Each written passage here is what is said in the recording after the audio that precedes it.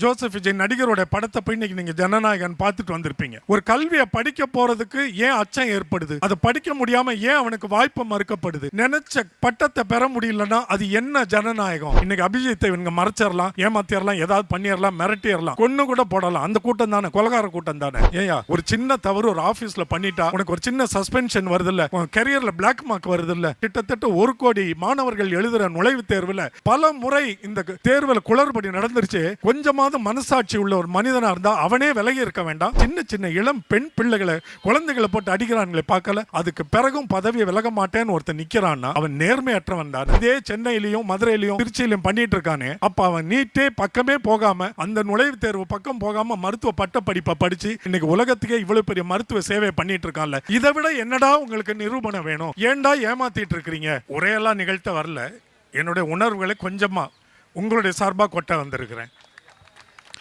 என்னை இந்த நிகழ்வுக்கு யாரும் அழைக்கலை.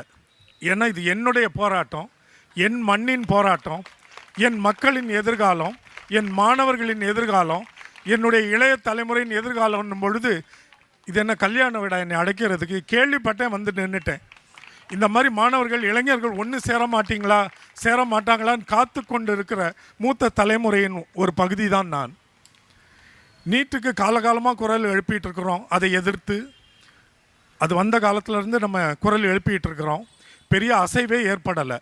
என்ன ஒரு சின்ன அடிப்படை யதார்த்தத்தை, உண்மையை நாம் இன்னைக்கு உணர்ந்து கொள்ள வேண்டும் என்றால், அரசியல் கட்சிகள் சட்டமன்றத்தில், நம்முடைய முந்தைய அரசு கூட சட்டமன்றத்தில் தீர்மானம் நிறைவேற்றி ஆளுநருக்கு அனுப்பி அவர் அதை மேல் குடியரசுத் தலைவருக்கு அனுப்பாமல் வைத்து காலதாமதம் செய்து இன்னைக்கு வரைக்கும் அது மதிக்காமல் குப்பை கூடையில் போட்டு வைத்திருந்தது ஒரு புறம். ஆளும் அரசுகள் எதிர்ப்பு தெரிவிக்கிறார்கள், அரசியல் கட்சிகள் எதிர்ப்பு தெரிவிக்கிறார்கள். அசையாத ஒன்றிய அரசு ஒற்றை இளைஞனால் இன்றைக்கு கலங்கி போய் குழம்பி போய் நிற்கிறதுனா, மக்கள் எழுந்தால் மட்டும்தான் மாற்றம் உண்டாகும். அந்த மக்களில் இளைஞர்கள் எழும்பினால் 2 மடங்காக மாற்றம் உண்டாக வாய்ப்பு உண்டாகும். மாணவர் எழுந்தால் அந்த மாற்றம் நிகழ்ந்தே தீரும். இன்னைக்கு மாணவர்களுக்கு பின்னணியில் தான் நம்ம மூத்தவர்கள் எல்லாரும் வந்து நிற்கிறோம். பல இளைஞர்களை இங்கே வந்து பார்த்துருக்குறோம். இங்கே அமர்வதை பார்க்கும் பொழுது பெரும் மகிழ்ச்சி ஏற்படுகிறது. இங்கே வந்திருக்கிற நிறைய இளைஞர்கள் உங்களுக்கு பிடித்த ஜோசப் விஜய் நடிகரோட படத்தை போய் இன்றைக்கி நீங்கள் ஜனநாயகன் பார்த்துட்டு வந்திருப்பீங்க. அதெல்லாம் ஒன்றும் குழப்பம் இல்லை, நமக்கு பிரச்சனை இல்லை.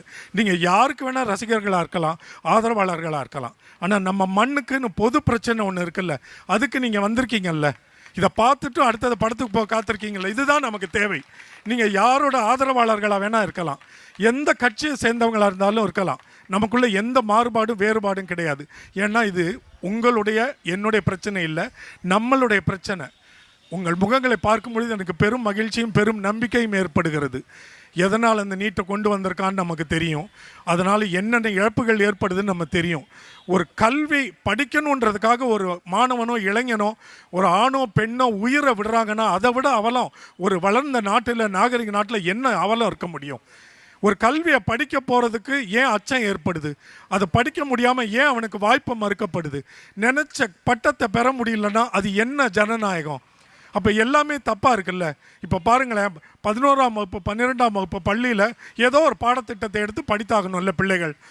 பயாலஜி ப்ளஸ் மேத் ஒரு group, computer science plus math ஒரு குரூப்பு, காமர்ஸ் அக்கௌண்டன்சி எக்கனாமிக்ஸ், இன்னொன்று arts humanities, history geography humanities social சயின்ஸ்னு. ஆனால் அதையும் தாண்டி 10ஆம் வகுப்பு முடிச்சுட்டு 11ஆம் வகுப்பு வரும்பொழுதே எதுக்காக பள்ளியில் குறைவாக பணத்தை கட்டிக்கிட்டு லட்சக்கணக்கில் போய் பணத்தை கட்டிட்டு எதுக்காக நீட் ட்ரைனிங்க்கு போகிறான்?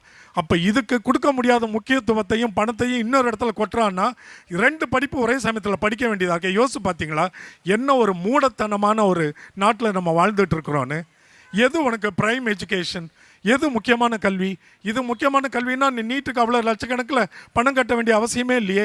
சிற்றூர்கள்லேருந்து கிராமங்கள்லேருந்து வந்து தன்னுடைய பெண் பிள்ளைகளை எங்கேயோ ஒரு பேயிங் கெஸ்ட் அக்காமடேஷனில் தங்க வச்சு இந்த நீட்டு கோச்சிங் சென்டருக்காக தன்னுடைய பிள்ளைய 2 ஆண்டுகள் படிக்க வைத்து விட்டு பள்ளி கல்வி போனால் கூட பரவாயில்ல, நீட் கோச்சிங்க்கு வராங்களே, இது என்ன அவலம்? எது உண்மையான படிப்பு? எங்கே அறிவு கிடைக்கிது? எங்கே வாழ்க்கை கனவை எது உங்களுக்கு அமைச்சு தருது? நீட்டு எவ்வளவு ஒரு தவறான ஒரு முன்னுதாரணமாக அமைஞ்சிட்டு இருக்கு. இதை நம்ம பல விதங்களில் பல பரிமாணங்களில் பேசிட்டோம். நீங்கள் போய் சிந்திச்சு பாருங்கள். நீட் வந்து தவறான ஒரு பாதையில் போயிட்டுருக்கு. பொதுவாக எந்த ஒரு இடத்துக்கும் போகும்போது ஒரு காமன் என்ட்ரன்ஸ் டெஸ்ட் வைக்கிறது பிரச்சனை இல்லை. இந்த நீட்டை ஆதரிக்கிற கூட்டம் ஒன்று இருக்குது இல்லை, இந்த ஃபேஷிச கூட்டம், அவங்க பார்த்தீங்கன்னா ஒரு நுழைவுத் தேர்வு தப்பா அப்படின்னு கேட்கும்பொழுது உங்களுக்கே ஒரு எண்ணம் வரும், ஆமாம் இவன் கேட்குற சரிதானே. ஒரு இடத்துக்கு தகுதி தேர்வுக்கு ஒரு வேலைக்கு போகணுன்னா கூட ஒரு சின்ன குரூப் டிஸ்கஷன் இருக்குது, அதுக்கப்புறம் ரிட்டர்ன் எக்ஸாம் இருக்குது. அதே மாதிரி மருத்துவ படிப்புக்கு போகிறதுக்கு குறைந்தபட்ச அறிவு இருக்கான்னு ஒரு நுழைவுத் தேர்வு வைக்கிறது சரிதானன்ற எண்ணத்தை ஏற்படுத்துகிறான்ல. சரி, அப்போ அதுக்கு என்ன தகுதிப்படுத்தணுமோ அதை பள்ளியில் உன்னோட மெயின் முக்கியமான பாடத்திட்டத்திலே சொல்லிக் கொடுன்னு சொல்கிறோம்.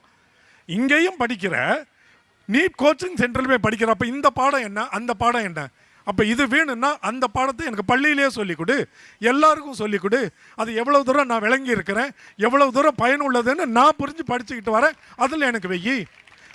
எத்தனை எஜுகேஷ்னல் அந்த கோர்சஸ் இந்தியாவில் இருக்குது இல்லையா, பலவிதமான சிலபஸ் பாடத்திட்டங்கள் உள்ளது. இப்போ நம்ம ஸ்டேட் சிலபஸ்னு ஒன்று வச்சுருக்கிறோம், சிபிஎஸ்சின்னு ஒரு அரக்கனை உள்ளே கொண்டு வந்து திணிச்சிட்டு இருக்கிறாங்க, ஐசிஎஸ்சின்னு இருக்குது, அதுக்கப்புறம் உங்களுக்கு பேக்குலரேட் உங்களுக்கு ஒன்று இருக்கும் ஜெனிவா கவுன்சிலோடது. எல்லாத்துலேயும் படிச்சுட்டு இருக்கிற ஒட்டு மொத்தமாக ஒரே நுழைவுத் தேர்வுன்னா அது எப்படி அது சரிப்பட்டு வரும்? அப்போ எனக்கு விருப்பமான பாடத்திட்டத்தில் என் பிள்ளை ரொம்ப அதிக படிப்பு சுமையின்றி படிக்கணுன்ற ஒரு பாடத்திட்டத்தை நான் தேர்ந்தெடுக்கிறேன். என் பிள்ளை காலையில் பள்ளிக்கு போனதுலேருந்து வீட்டுக்கு வந்து வீட்டு பாடம் செய்கிறதுலேருந்து மறுபடியும் ஒரு ப்ரைவேட் டியூஷன் சென்டருக்கு போகிறதுலேருந்து முழுக்க முழுக்க படிப்பு சுமை தான் படிக்கணும்னு நினைக்கிற பிள்ளைகளும் பெற்றோரும் இருக்கிறாங்க. ஆளுக்கு ஒரு விதமாக படிச்சுட்டு இருக்கிறோம். பொதுவான நுழைவுத் தேர்வு ஒன்று இருக்கணும்ல, எனக்கு என்ன குயுக்தி இருக்குன்னு நீ தெரிஞ்சுக்கணும், அவ்வளவுதானே. அப்போ அந்த காமன் என்ட்ரன்ஸ் டெஸ்ட்டை எல்லாரும் படிக்கிற பொது பாடத்திட்டத்தில் தான் நீ கொண்டு வரணும். ஏன் சிபிஎஸ்சி கிட்ட கொண்டு போய் அதை கொடுத்த? சிபிஎஸ்சி இன்றைக்கி அவசரமாக 1000 பள்ளிக்கூடத்துக்கு எதுக்கு அங்கீகாரம் இங்கே அவசரமாக புது அரசில் வாங்குற? அதில் எதுக்கு மும்மொழி திட்டத்தை கொண்டு வந்த? இன்றைக்காவது பரவாயில்ல, உச்சநீதிமன்றத்தில் கொஞ்சம் மனசாட்சியோட பொறுப்புணர்வோட ஒரு அமர்வில் ஒரு வாரத்துக்கு முன்னாடி என்ன சொன்னாங்க, 6லேருந்து 8ஆம் வகுப்பு வரைக்கும் நிறுத்திடுங்க 3 மொழி கல்வியை, 9ஆம் வகுப்புலேருந்து தொடங்காதீங்க, அது பெரிய மன உளைச்சல் ஏற்படுத்தும் பொது தேர்வு வந்தான்னு. ஏதோ ஒரு நன்மை நடந்திருக்கு. சிபிஎஸ்சியில் கொண்டு வந்து அதை நீட்டுக்கு பயன்படுத்துகிறேன்னு சொல்லி மும்மொழியை கொண்டு வந்து பலவிதமான இம்சைகளுக்கு ஆளாக்குறாங்க. இவ்வளவு தவறுகளும் இழைத்து கொண்டு இருக்கிற இதனால் எத்தனை உயிரிழப்புகள் ஏற்பட்டு கொண்டு இருக்கின்றன. அனிதா நம்மளுக்கு எவ்வளோ பெரிய விழிப்புணர்வை ஏற்படுத்தினா. அவள் வீட்டுக்கு போய் பார்த்த அரசியல்வாதிகளெல்லாம் தங்களோட சுய லாபத்தை அடைஞ்சிக்கிட்டாங்க. ஆனால் அதை போன்ற கிராமப்புற இளைஞர்களுக்கு, இளம் பெண்களுக்கு, பையன்களுக்கு எதிர்காலம் நீட்டுன்ற அரக்கன் மூலமாக ஏன் அச்சத்தை ஏற்படுத்தி கொண்டு இருக்கிறது? இதை நீக்கு. ஒரே ஒரு நடைமுறை எடுத்துக்காட்டு உதாரணத்தோடு நான் விடை பெற்றுறேன். இங்கேருந்து 400-500 மீட்டர் தூரத்தில் இருக்கிற அப்பல்லோ மருத்துவமனைகளில் உலகத்தில் இருக்கிற மிக பெரும் தவிர்க்க முடியாத தீர்க்க முடியாத நோய்களுக்கு இங்கே போனால் மருத்துவம் கிடைக்கும். இந்தியாவுக்கு போனால் கிடைக்கும், சவுத் இந்தியாவுக்கு போனால் கிடைக்கும், தமிழ்நாட்டுக்கு போனால் கிடைக்கும். உலகத்தின் சிறந்த மருத்துவர்கள் இங்கே தான் இருக்கான்னு தமிழ்நாட்டை பற்றி கேள்விப்பட்டிராத, இந்த மொழியே தெரியாதவனுக்கெல்லாம் தகவல் போகுது. அந்த நாட்டில் மருத்துவ செலவும் ரொம்ப குறைவாக போனால் இதுக்கு நிச்சயமாக தீர்வு கிடைக்குமா, மிகப்பெரிய மருத்துவ அறுவை சிகிச்சை நிபுணர்கள் மேதைகள் இருக்காங்களான்னு வராங்க. இங்கே இருக்க எல்லாருமே 45-50 வயதுக்கு மேற்பட்ட மருத்துவர்கள். நான் சொல்கிறது இந்த நம்பர் 1 அப்பல்லோ ஹாஸ்பிட்டல். அப்புறம் நீங்கள் வரிசையாக Chettinad hospital, global hospital, Kaveri ஹாஸ்பிட்டல்னு எங்கே எடுத்து பாருங்கள், மிகச்சிறந்த உலகத்தின் தலை சிறந்த மருத்துவ மேதைகள் இங்கே இருக்கிறாங்களே, எல்லாம் 45-50 வயதுகளுக்கு மேற்பட்டவர்கள் எந்த நீட்டு தேர்வில் தகுதி பெற்று அவர்கள் மருத்துவர் ஆனார்கள். இவங்களை தேடி வராங்களே. உங்களுக்கு என்ன இருக்கணும், இங்கிலீஷில் ஒரு ப்ராவர்ப் இருக்குது, உங்களுக்கு சொன்னால் தெரியும் இல்லையா, the taste of the pudding lies in its eatingனு வாங்க. ஒரு உணவு நல்லா இருக்குன்னு சொல்லிகிட்டே இருக்கக்கூடாது, அதை கொடுத்து பார்த்து ஆமாம் சாப்பிட்டு பார்த்து சுவையாக இருக்குன்னு சொன்னால் தான் ஒரு உணவு நல்லா இருக்குன்னு சொல்ல முடியும். அப்போ என்னோட மருத்துவம் எல்லாம் மேதைன்னு பேர் வாங்கிக்கிட்டு உலகத்தில் இருக்க அவ்வளோ பேரும் ஈர்த்து இங்கே மருத்துவ சேவையை தமிழ்நாட்டுக்குள்ளே இதே சென்னையிலையும் மதுரையிலையும் திருச்சியிலையும் பண்ணிகிட்டு இருக்கானே. அப்போ அவன் நீட்டே பக்கமே போகாமல், அந்த நுழைவுத் தேர்வு பக்கம் போகாமல் மருத்துவ பட்ட படிப்பை படித்து இன்றைக்கி உலகத்துக்கே இவ்வளோ பெரிய மருத்துவ சேவையை பண்ணிகிட்டு இருக்கான்ல. இதை விட என்னடா உங்களுக்கு நிரூபணம் வேணும்? ஏன்டா ஏமாத்திட்டு இருக்கிறீங்க? இது வரைக்கும் நீங்க எந்த மாநிலத்தை வேணா ஏமாத்த முடிஞ்சது, தமிழ்நாட்டை ஏன் ஏமாத்த முடியல? எதுக்கு வெயிலில் இவ்வளோ பையன் வந்து வேலையை விட்டுட்டு உட்காந்துருக்கான், குடும்பத்தை விட்டுட்டு? இவனுக்கு நண்பர்களோட கடற்கரையில் போய் நிற்க முடியாதா? திரையரங்கத்தில் போய் அமர்ந்திருக்க முடியாதா? காஃபி ஹவுசஸில் உட்காந்துருக்க முடியாதா? ஏன் இங்கே வந்து நிற்கிறான்? எதுக்கு இவ்வளோ ஊடகங்கள் இதை எடுத்துகிட்டு போய் மக்கள்கிட்ட சேர்க்கணும்னு காத்துட்டு இருக்கிறாங்க? எங்களுக்கு மட்டும்தான்டா சிந்திக்கிற ஆற்றல் உண்டு தமிழ்நாட்டில், உண்மைகளை விளங்கி கொள்ளக்கூடிய சிந்திக்கிற ஆற்றல் உண்டு. எது எங்களுக்கு தேவை, எது எங்களுக்கு சரின்னு உணரக்கூடிய உணர்வும் அறிவும் வளர்ச்சியும் எங்களுக்கு வந்திருக்கு. கிட்டத்தட்ட 100 ஆண்டுகள் ஆக போகுது. நம்ம பீம்ராவ் ஐயா வந்து இந்தியாவுக்கு ஒரு நவீன சிற்பியாக அடுத்த நூற்றாண்டில் இந்தியா எப்படி இருக்கிற போகிறது என்கிற வரைபடத்தை கிட்டத்தட்ட 100 ஆண்டுகளுக்கு முன்னாடி கொடுத்துட்டு போயிருக்கான் அந்த ஆள். இன்னைக்கு தான் அந்த உலகம் அதை படித்து புரிஞ்சுக்குது. அவர் பேர் இருட்டடிப்பு பண்ணுறதுக்கும் அவரை பின்பற்றுகிறவர்களை ஒடுக்கிறதுலையும் குறியாக இருக்கிற இந்த ஆள் இந்தியா முன்னேறணும்னு உண்மையான நோக்கம் இருந்தால் மோடி இப்படி நடந்துக்குவாரா? இந்த தர்மேந்திர பிரதான், இந்த அமித்ஷா அப்படி காப்பாற்றிட்டு இருப்பாரா? ஏயா, ஒரு சின்ன தவறு ஒரு ஆஃபீஸில் பண்ணிட்டா உனக்கு சேலரியில் அந்த மாதம் உனக்கு சேலரி கட் ஆகுது இல்லை, உனக்கு ஒரு சின்ன சஸ்பென்ஷன் வருதில்ல, உன் கெரியரில் பிளாக் மார்க் வருதில்ல. இவ்வளோ பெரிய ஒரு பொது தேர்வை இந்தியாவில் கிட்டத்தட்ட 1 கோடி மாணவர்கள் எழுதுகிற நுழைவுத் தேர்வில் பல முறை இந்த தேர்வில் குளறுபடி நடந்துருச்சு. கொஞ்சமாவது மனசாட்சி உள்ள ஒரு மனிதனாக இருந்தால் அவனே விலகி இருக்க வேண்டாம். இவ்வளவு போராட்டம் நடந்து மாணவர்களை தடியடி நடத்தி கொடுமைப்படுத்தி எவ்வளவு சின்ன சின்ன இளம் பெண் பிள்ளைகளை குழந்தைகளை போட்டு அடிக்கிறான்களே பார்க்கல. அதுக்கு பிறகும் பதவியை விலக மாட்டேன்னு ஒருத்தன் நிற்கிறான்னா அவன் நேர்மையற்றவன் தானே, அடிப்படை அறமற்றவன் தானே. நம்ம முழக்கத்தில் கூட நம்ம பேச்சுக்கு கூட சொல்லக்கூடாது எங்களை வன்முறைக்கு தள்ளிவிடாதேன்னு. ஒரு நாளும் நம்மளால் அப்படி சிந்தித்து பார்க்க முடியாது. நம்ம அந்த வழி வந்தவர்கள் அல்ல. நம்ம எல்லாத்தையும் ஏட்டில் சரியாக பிறருக்கு முழக்கங்களின் மூலமாக சொல்லி சிந்தனை மாற்றம் ஏற்படுத்தி சமூக மாற்றத்தை உருவாக்குகிற ஒரு வம்சத்தில் வந்தவர்கள் நம்மளுடைய ஜெய்பீம் வம்சம். அவங்கள பற்றி தான் நான் பேசிகிட்டு இருக்கிறேன்.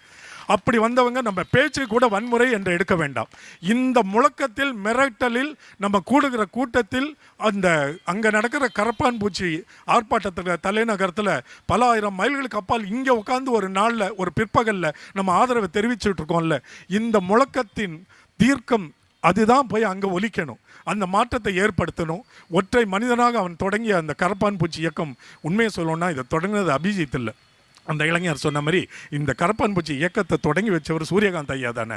அவருக்கும் நன்றி கூறி இந்த அபிஜித் பின்னாடி இல்லை, நம்ம நிற்கிறது ஒரு தனி மனிதன் பின்னாடி இல்லை. It's not Abhijit. இன்றைக்கி அபிஜித்தை இவங்க மறைச்சிடலாம், ஏமாத்திடலாம், ஏதாவது பண்ணிடலாம், மிரட்டிடலாம், கொன்று கூட போடலாம். அந்த கூட்டம் தானே, கொலகார கூட்டம் தானே.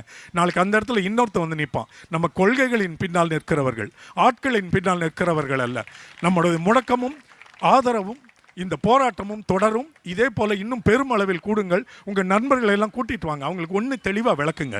இது அரசியல் பின்னணி அல்ல. நீ எந்த கட்சியை சேர்ந்தவனாக இருந்தாலும் இதை போன்ற நீட்டை எதிர்க்கிற நம்ம எதிர்கால இளைஞர்களுக்கு ஆதரவு கொடுக்கிற, தலைமுறையின் வரலாற்றை சிதைக்க துடிக்கிறவர்களுடைய கனவுகளை தகர்க்கிற பொதுநல கூட்டம்னு சொல்லி அடுத்த முறை எல்லா கட்சிகளிலிருந்து எல்லாரையும் இழுத்துட்டு வாங்க. ஒன்றா நிற்போம், ஒன்றா குரல் எழுப்புவோம். மாற்றம் எப்பொழுதும் தமிழ்நாட்டிலிருந்து தொடங்கும். இந்திய சமூக வரலாற்றில் இந்த முறை தலைநகரில் ஒரு இளைஞனால் தொடங்கி இருக்கிறது. தமிழ்நாடு மிகப்பெரிய பலமாக நிற்கும். நாம் தொடர்ந்து இந்த ஆதரவு கரத்தை இரும்பு கரத்தோடு உயர்த்தி அவர்களுக்கு எதிர்ப்பை தெரிவிப்போம். நன்றி. நமது போராட்டம் தொடரட்டும்.